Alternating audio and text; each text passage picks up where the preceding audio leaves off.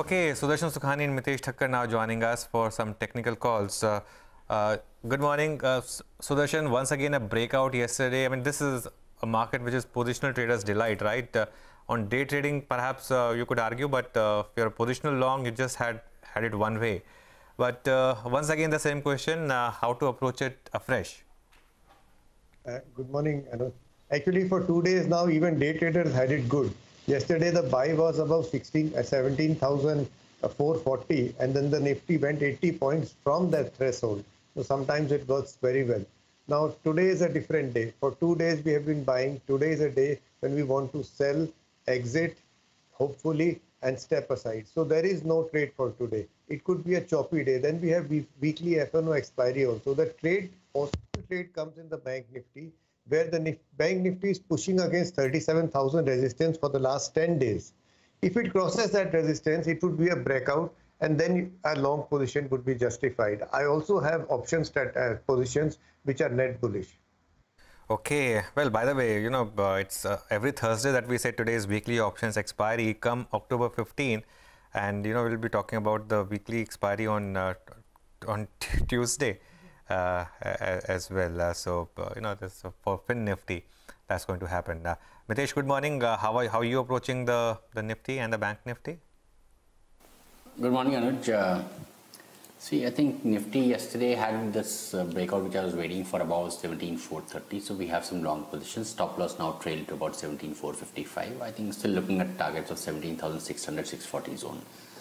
The Bank Nifty, I think, is clearly underperforming, but a lot of this, the forgotten part of the Bank Nifty, which is stocks like IndusInd Bank, IDFC Bank, a couple of PSU names like Bank of Baroda, PNB, I think are now showing signs of breakouts and some kind of a short-term uptrend. So I would want to see the Bank Nifty head towards 37,300, which is the highest ever closing, and maybe a breakout beyond that could see us head towards 38,000. So in that sense, maintaining broadly positive views on both the indices.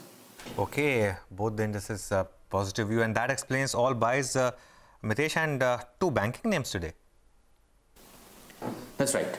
So I've been maintaining all buys for the last couple of days. I think very clearly while the market was consolidating, a lot of stocks were showing momentum, and then we had the breakout on the Nifty as well. So now, again today I've got all buy calls. IndusInd Bank was a call yesterday as well. Even now I think can be bought. Keep a stop below 1,037. Look for targets of 1,095.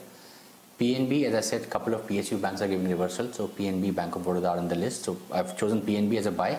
Keep a stop below 38. Look for targets of 41.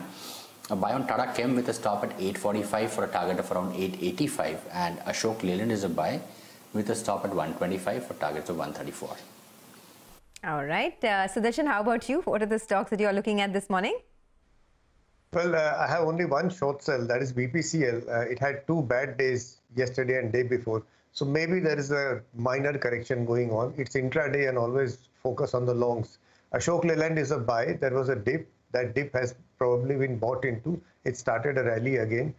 SBI Life has gone through a deep correction. It's now standing at support. So we are buying on a dip here. And Bharti Airtel is something, you all have been talking about it. It's making new highs. New highs should be bought into. So we have dips and momentum both for buying. Yeah, Bharti is a buy. So interesting. Gentlemen, thanks. We'll come back to you for 9-10 calls. Ashish Chaturmohta is joining us, Director Research of Sanctum Wealth Management. It's the weekly options expiry today. Ashish, good morning. So what are your trades? Good morning, Anuj. So, as discussed, in the last Thursday also that it's a buy on dip market, and the way, market is in a structural uptrend, and we are now also, seeing a fresh all-time high at 17,800 kind of trajectory. So my sense is that we are inching towards 18,000 kind of, levels. And I think banking as a sector is going to contribute a lot in this up move, and even IT is one pocket which is in a strong uptrend. So my top picks are, first of all, Tata Chemical is one stock which we like because it has seen a very strong OI build up in the last two trading sessions. Technically, it's a strong double bottom formation. So here one can initiate a long, keep 845 as a trading stop loss on upside. 900 would be my short-term trading target. Positionally, I think stock is poised for a move towards 960 kind of trajectory in next couple of trading sessions. State Bank of India has given a decisive breakout after consolidating for 5 trading sessions, and this breakout is associated with very strong build-up of OI positions. So clearly, and I think a lot of speculative long is getting built up into the stock. So here one can initiate a long, keep 435 as a trading stop loss. On upside, I'm expecting stock to hit fresh all-time high and target somewhere close to around 480, 485 kind of trajectory. Overall, IT is in a strong trend, and I think Coforge is one stock which has been consolidating for last 8 weeks, and now I think fresh breakout is looking out on Coforge. So here one can initiate a long, keep 5300 as a trading stop loss. On upside, 5550 would be my short-term target in Coforge. And last but not the least, L&T, which is continuously making fresh all-time high after consolidation. So clearly, I think there is a very strong trend getting built up into L&T. Here one can initiate a long, keep 1680 as a trading stop loss. On upside, 1780, 1800 would be my short-term target in Larsen & Toubro. All right, thanks a lot, Ashish, for that. Let's do one thing. Let's take a quick commercial break. On the other side of the break, the pre-opening rates kick in.